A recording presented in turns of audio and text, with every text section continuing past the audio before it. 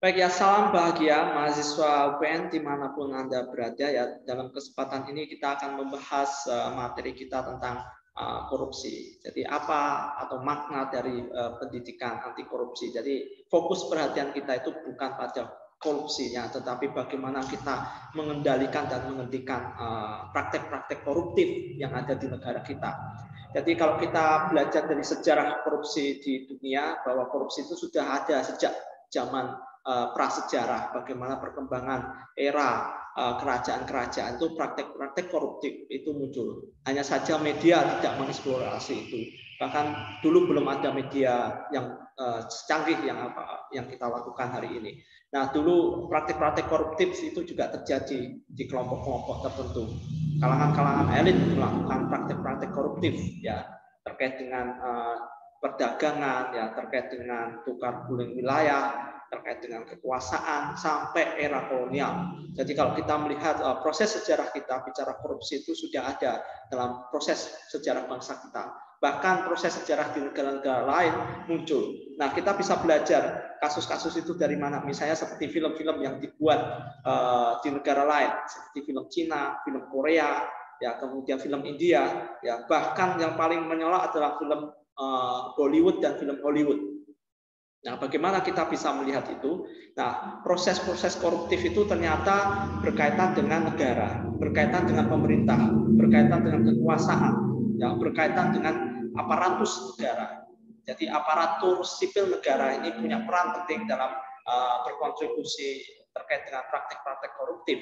Nah, contoh saja kita kalau melihat satu potret atau cermin dalam film India yang sering diputar di salah satu televisi, ya, film Bollywood.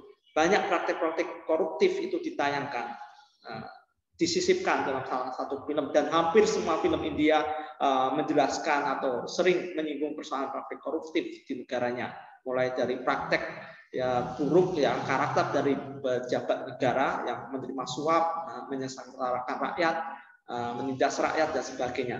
Dan ini menjadi fenomena dunia, fenomena global di mana perilaku koruptif itu sudah terjadi sejak lama dan menjadi bagian dari habitus kebiasaan kelompok masyarakat, kebiasaan seseorang.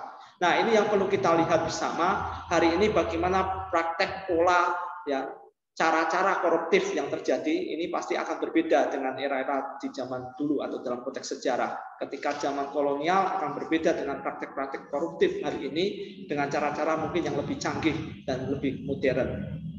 Nah, ini yang perlu kita pelajari, mengapa materi ini menjadi penting. Nah, ini menjadi bagian penting kontrol masyarakat, kontrol dunia akademik, ya, kontrol mahasiswa, agen of change intelektual kita menangani kasus-kasus koruptif itu jangan sampai terjadi.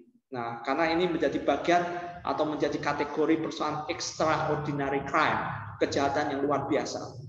Jadi ini tidak main-main. Kita bicara korupsi itu termasuk kategori extraordinary crime, dan itu sudah diatur dalam Undang-Undang Tindak Pidana Korupsi. Bagaimana korupsi menjadi bagian atau salah satu extraordinary crime, kejahatan yang luar biasa, ya, mengorbankan rakyat, mengorbankan banyak orang, ya. Dan ini menjadi prinsip-prinsip penting yang kalau kita melihat tentang prinsip-prinsip koruptif itu sendiri. Dan siapa aktor yang punya peran penting adalah kekuasaan penyelenggara negara, aktor yang paling dominan. Yang kedua adalah orang-orang di dekatnya, orang-orang di sekitarnya.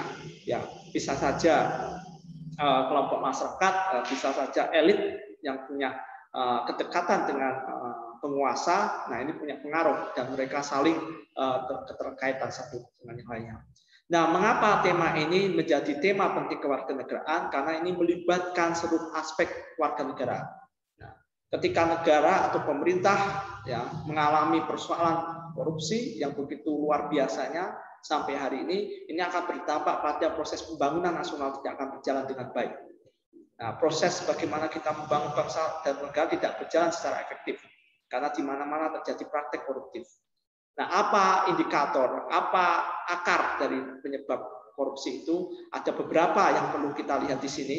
Nah, kita merujuk pada satu teori yang dibuat oleh Jack Pollock tahun 2006 menegaskan atau menyatakan bahwa konsepsi perilaku koruptif itu terjadi karena greed, ya, keserakahan, kerakusan. Jadi orang rakus, maka orang melakukan tindakan-tindakan yang di luar dari kebutuhan dasarnya.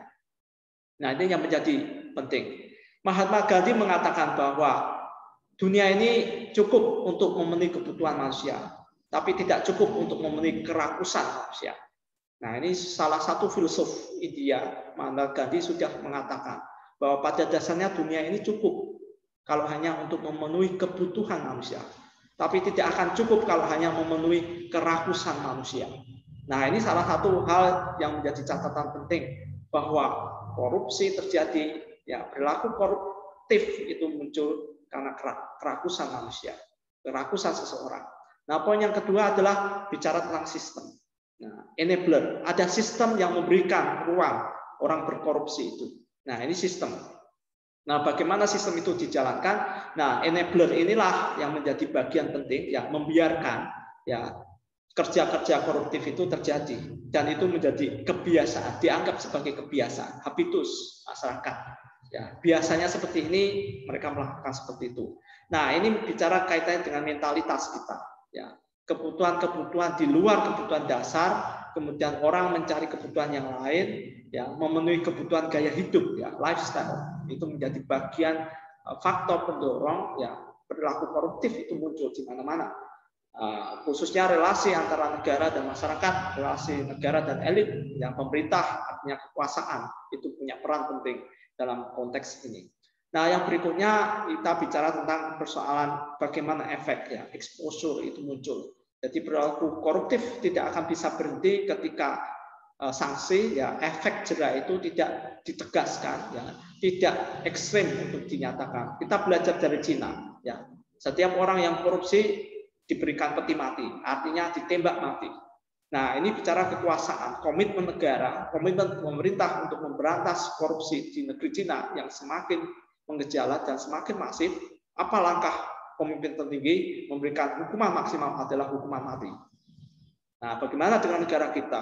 Kesiapan mentalitas kita, kesiapan rakyat kita mendukung bagaimana menghentikan praktik koruptif itu menjadi kekuatan penting. Bagaimana mendorong kebijakan-kebijakan negara ya, supaya bisa mendorong praktik koruptif itu bisa berhenti atau minimal bisa dikendalikan. Nah, poin yang penting yang bisa kita lihat ada dua faktor mendasar ya perilaku koruptif itu terjadi. Satu faktor internal, yang kedua faktor eksternal. Nah, kalau kita bicara faktor internal, apa yang perlu kita lihat di sini? Kita bicara tentang moralitas, mentalitas masyarakat, ya, watak yang rakus, greedy, ya. Kita meminjam pemikiran dari salah satu tokoh T. Yakub mengatakan bahwa karakter-karakter manusia hari ini pada zamannya, pada saat ini adalah memiliki karakter seperti kerak, saling bercakar-cakaran, ya, saling menyerang, ya, saling memaki, ya, bahasa-bahasa kerak itu adalah bahasa-bahasa saling menyerang dan sebagainya, saling bercakar-cakaran. Nah, ini konsep hari ini yang terjadi di masyarakat, ya. Mentalitas dan moralitas menjadi bangsa, mentalitas dan moralitas bagaimana kita berjuang untuk kepentingan bangsa, kepentingan publik tidak terjadi. Maka timbullah praktik koruptif. Hari ini terjadi misalnya korupsi bansos. Ya, ini bicara tentang mentalitas birokrasi kita, mentalitas pejabat negara kita yang tidak memperjuangkan kepentingan bangsa dan negara, tapi kepentingan kelompoknya. Ya, praktek koruptif di Kementerian Kelautan misalnya, praktek jual beli benih, ya kaitannya dengan lobster. Ya, apa yang terjadi? Ya, ini bicara tentang kepentingan nasional. Ya, apa yang harus kita lakukan? Nah, ini bicara tentang memperkuat mentalitas dan moralitas. Ya. Setiap kekuasaan ada filosofi. Power tend to corrupt, artinya kekuasaan punya potensi untuk korup. Ya, setiap orang punya kekuasaan, punya potensi untuk melakukan korup, ya, entah korup kebijakan, ya, korup anggaran dan sebagainya. Nah, ini menjadi akar atau dasar bahwa kekuasaan itu punya peluang atau potensi kalau tidak dilandasi karakter dan moralitas yang kuat dalam konteks bagaimana kita bangsa dan negara. Nah, poin yang kedua adalah gaya hidup yang konsumtif. Nah, ini yang menarik ya. Pelaku pejabat-pejabat tinggi negara, pejabat negara yang bergaya hidup konsumtif ya tidak mampu memenuhi kebutuhan dasarnya dengan kemampuan yang dia miliki, dengan kapasitas gaji yang dia punyai, maka yang terjadi dia harus mencari kebutuhan-kebutuhan atau mencari sumber-sumber keuangan yang lain.